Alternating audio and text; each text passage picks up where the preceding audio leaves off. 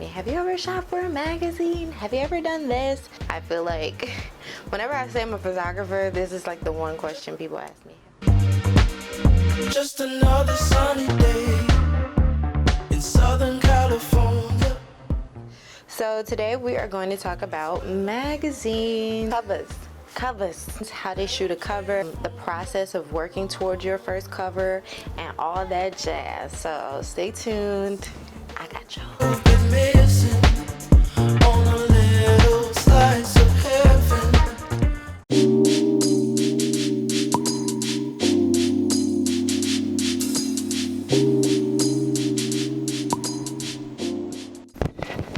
Testing 1 2 3.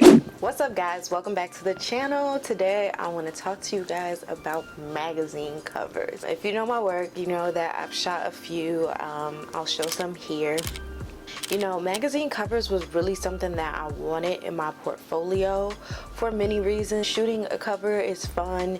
Also, just having that credibility, it feels good, because as a photographer, like when I first started, like having a cover or, you know, booking my first campaign was like the goal. So I'm here to tell you guys, or share with you guys, 5 things that I learned to get to a point of shooting a big cover that I was really wanting to shoot. My first big cover was with Essence magazine.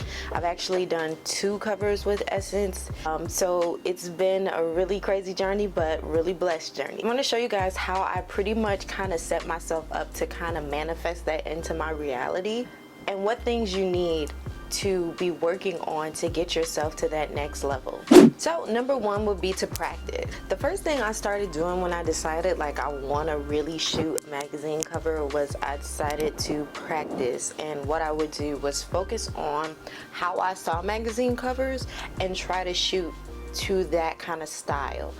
And that means getting a team together, that means makeup, that means hair, that means stylist, that means getting yourself used to being on set and having that, you know, feeling of being in that atmosphere. Even if you have to book a studio, it takes a lot of investment to kind of give you the feeling of moving in that direction. I was like booking studios, reaching out to colleagues, different friends, people that you collaborate with on the regular, or even new people. If it's people that you want to work with, reach out to them and say, hey, can we do a shoot? It could be collaborative. This will really open the door for you. I think collaboration and practice is the thing that kind of got me to being able to shoot covers.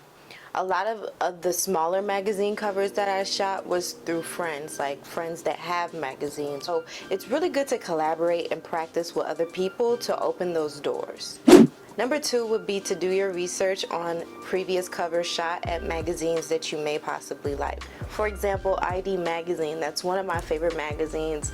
So I used to just save covers and be on Pinterest and just looking at them, looking how they shot them, looking at the detail, looking at the color choices, really just looking at how things visually look on a magazine cover and kind of trying to take in how you would shoot that for yourself. I think this is a really good aspect as far as like the studying or doing your homework, just making sure that, you know, you're keeping that visual in your mind so that when your time comes to shoot a cover, you're ready, you know what you want to do. You know, even though sometimes, most of the time when you are shooting a cover, it's already an idea or a direction that's in process. It's a collaborative thing. Everything you do as a photographer is collaborative.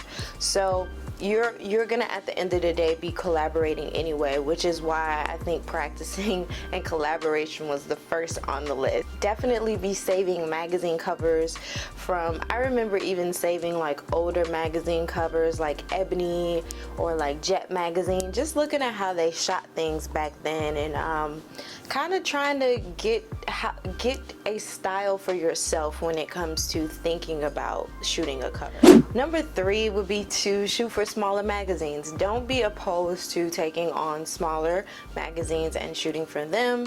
I've shot a few covers for smaller, not so established, a Vogue magazine or Essence or anything like that, and that's perfectly fine. You're really just doing it to get the hang of what it feels like to be around for one, a client of, even though celebrities are just like us, but you still want to get get used to being around that kind of lifestyle in a sense as well.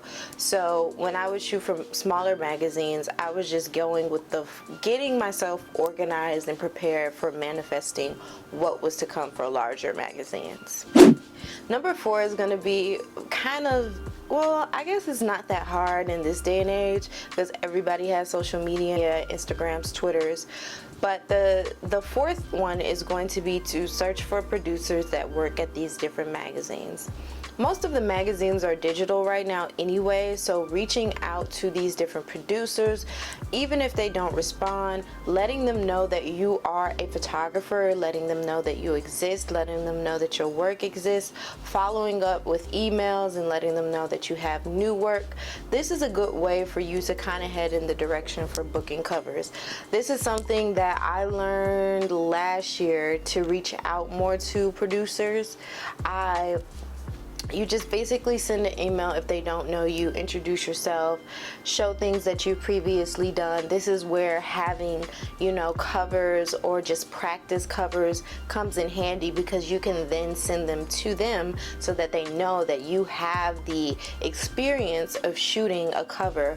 Whether or not you had the same experience as shooting from Vogue to a smaller magazine, you still know the rhythm, the flow of what direction you're going to be going in when it comes to shooting a cover. So I think experience for anything is just like key to have before you reach out to producers and let them know, hey, this is my work. And the email can be just an introduction. It doesn't have to be a force like, oh, I would love to shoot for this magazine. It can simply be something just introducing yourself and your work. Following up when you have new work and letting them know that hey, I shot this for this company, or I shot this for this brand, and let them know that you're growing and what direction you're going in. And number 5 is going to be okay with the process. I have learned, being a photographer for 10 years now, which is crazy. It's been a long trip, y'all.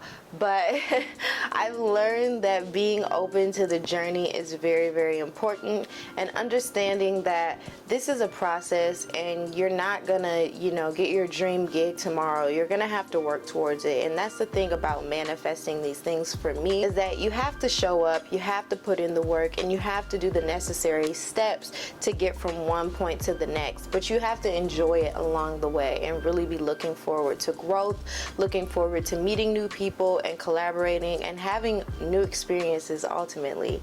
And at the end of the day, what? Mastering your gaze.